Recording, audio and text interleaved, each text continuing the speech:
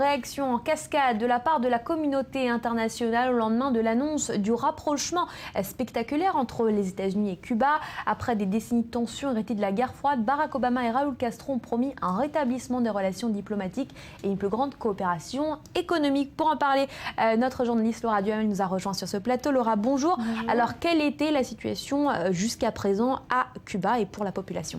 Alors aujourd'hui, Cuba, c'est l'un des pays les plus fermés au monde et surtout l'un des plus pauvres, surtout depuis la chute de l'URSS en 91. Le salaire moyen est de 15 €. Alors il faut savoir par contre que Cuba, justement, dans la lignée des pays communistes, offre aussi à sa population une éducation gratuite et une couverture sociale gratuite. Alors d'un point de vue politique, là par contre, on est encore très loin d'une démocratie. Il y a un système à parti politique unique, ce qu'on peut évidemment constater dans les faits. La liberté de la presse n'existe pas. Seuls les médias officiels sont autorisés et puis surtout Cuba est l'un des pays les moins connectés au monde, avec moins de 4% finalement des foyers qui sont connectés à Internet. Certains sites comme Skype ou certains sites de médias sont interdits à Cuba.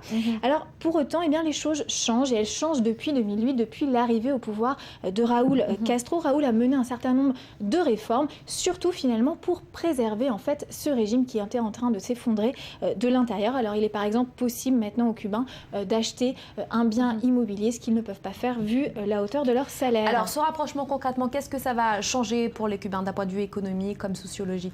Alors concrètement, les Cubains ne se font pas beaucoup d'illusions. Il y a effectivement beaucoup d'espoir qui est suscité.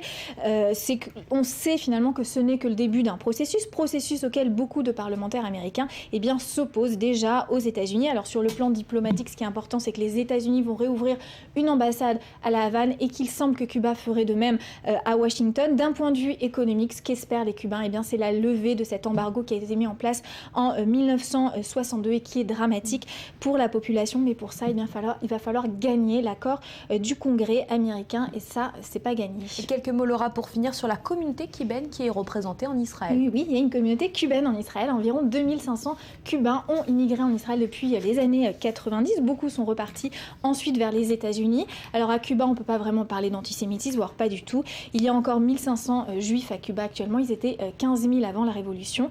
Et ce, malgré le fait qu'il n'existe pas de relations diplomatiques entre Israël et Cuba. Et à noter d'ailleurs, chaque année, Israël est le seul pays avec les États-Unis à voter l'embargo contre Cuba. L'embargo qui n'a toujours pas été levé, pour le moment. Merci beaucoup Laura Duhamel pour ces explications.